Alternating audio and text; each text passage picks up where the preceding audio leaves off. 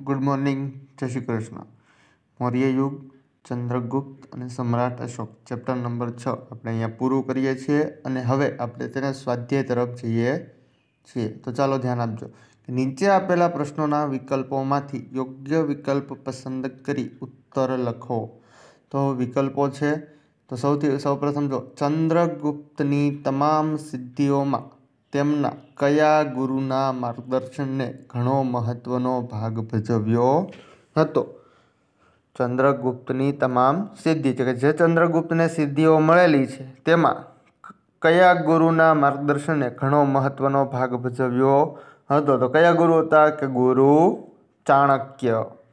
ત્યારબાદ બીજો, ચાણક્ય દ્વારા લખાયેલા કયા ગ્રંથમાંથી તે સમયની રાજકીય, સામાજિક અને આર્થિક વ્યવસ્થા અંગેની માહિતી મળી રહે છે। ચાણક્ય દ્વારા લખાયેલા કયા ગ્રંથમાંથી તે સમયની રાજકીય, સામાજિક અને આર્થિક વ્યવસ્થાની માહિતી મળે છે। તો તેમાં શું આવશે? અર્થશાસ્ત્ર। તેનો જવાબ શું આવશે કે અર્થશાસ્ત્રમાંથી માહિતી મળે છે। ત્યારબાદ બિંદુસારે અશોકની કયા પ્રાંતના રાષ્ટ્રીય તરીકે નિમણૂક કરી હતી। બિંદુસારે અશોકની કયા પ્રાંતના? તો કે અવંતી પ્રાંતના રાષ્ટ્રીય તરીકે નિમણૂક કરી હતી। ત્યારબાદ અશોકે સંઘમિત્રાને બૌદ્ધ ધર્મના પ્રચાર માટે ક્યાં મોકલ્યા હતા? તો કે સિલોન મોકલ્યા હતા, એટલે કે શ્રીલંકા મોકલ્યા હતા। સિલોનને બીજા નામે શું ઓળખાય છે? શ્રીલંકા। અશોકના મોટા ભાગના અભિલેખોની કઈ ભાષા હતી? અર્થાત તો ભાષા કઈ હતી? કઈ ભાષા હતી? તો કે પ્રાકૃત ભાષા હતી। આ 5 MCQ છે। ત્યારબાદ પ્રશ્ન 2 કે ટૂંકમાં ઉત્તર આપો। સમ્રાટ અશોકનું વિશાળ સામ્રાજ્ય ક્યાં સુધી ફેલાયેલું હતું? તો ધ્યાન આપજો।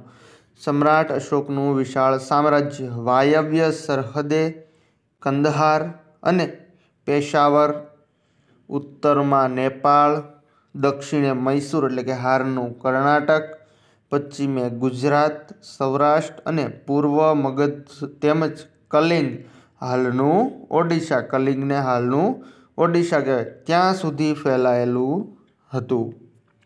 ત્યારબાદ બીજો સવાલ, સેલ્યુકસ નિકેતર સાથેના યુદ્ધ બાદ કયા પરિણામો આવ્યા? કે ચંદ્રગુપ્ત અને સેલ્યુકસ નિકેતરનું યુદ્ધ થયું, તેના યુદ્ધના પરિણામો શું આવ્યા? કે સેલ્યુકસ નિકેતર સાથેના યુદ્ધ બાદ ચંદ્રગુપ્તને વિજય મળતા 4 પ્રદેશ મળ્યા। યુદ્ધ પૂરું થયું અને ચંદ્રગુપ્તને વિજય મળી અને તેને કેટલા પ્રદેશ મળ્યા? 4 પ્રદેશ। ચંદ્રગુપ્તની બહાદુરી જોઈને સેલ્યુકસ નિકેતરે પોતાની પુત્રી હેલનાને તેની સાથે પરણાવી હતી। સેલ્યુકસે પોતાનો રાજદૂત ચંદ્રગુપ્તના દરબારમાં મોકલ્યો। આમ સેલ્યુકસ સાથે યુદ્ધ બાદ ભારત અને ગ્રીક વચ્ચે રાજદ્વારી સંબંધો વિકસ્યા હતા। ત્યાર પછીનો, મૌર્ય સામ્રાજ્યને વહીવટી સરળતા ખાતર કેટલા વિભાગમાં વહેંચવામાં આવ્યું હતું?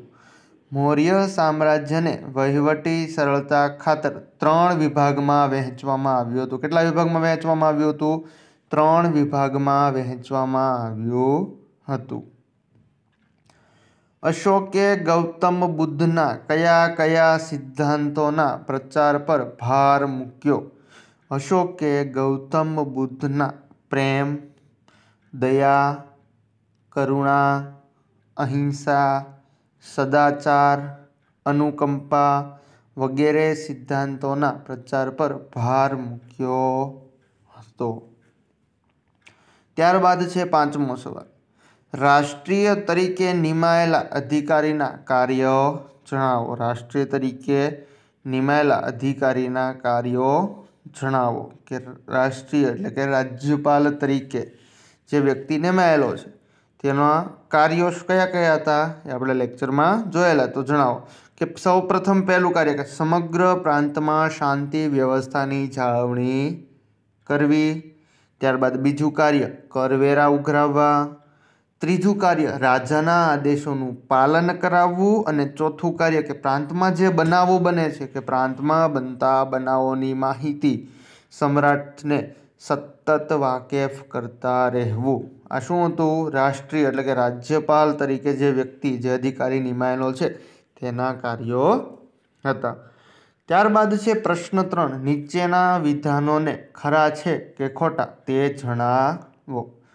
મેગેસ્થનીસ દ્વારા ઇન્ડિકા અને કલ્હણ દ્વારા મુદ્રાક્ષસની રચના કરવામાં આવી હતી. તો શું આવશે? ખોટું. ત્યારબાદ બીજું કે ધમ્મ મહામાત્રનું કાર્ય જૈન ધર્મનો પ્રચાર કરી પ્રજાનું નૈતિક ધોરણ ઊંચું લાવવાનું હતું. તો આનો જવાબ શું આવશે? ખોટું. ત્યારબાદ ચંદ્રગુપ્તે પોતાની અંતિમ અવસ્થા શ્રવણ બેલગાળવામાં વિતાવી હતી. તો શું આવશે? સાચું.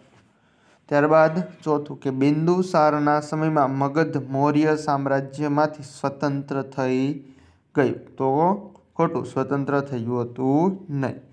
અશોકે ઉપગુપ્તના ઉપદેશને અનુસરીને બૌદ્ધ ધર્મનો અંગીકાર કર્યો. તો સાચું. તો આ રીતનું આપણું સ્વાધ્યાય અહીંયા પૂરું થાય છે. સૌપ્રથમ 5 MCQ છે, ત્યારબાદ છે ટૂંકમાં ઉત્તર આપો, એના 5 સવાલ છે, અને ત્યારબાદ છે ખરા ખોટા. તો એ 5 ખરા ખોટા છે. આ વ્યવસ્થિત અને સારા અક્ષરે બુકમાં લખવાનું છે અને યાદ રાખવાના છે. દરેક સવાલો યાદ રાખવાના છે. દરેક વિદ્યાર્થીને પરીક્ષામાં પૂછાય ત્યારે આપણને આવડી જવા જોઈએ. ઓકે, જય શ્રી કૃષ્ણ. અસ્તુ.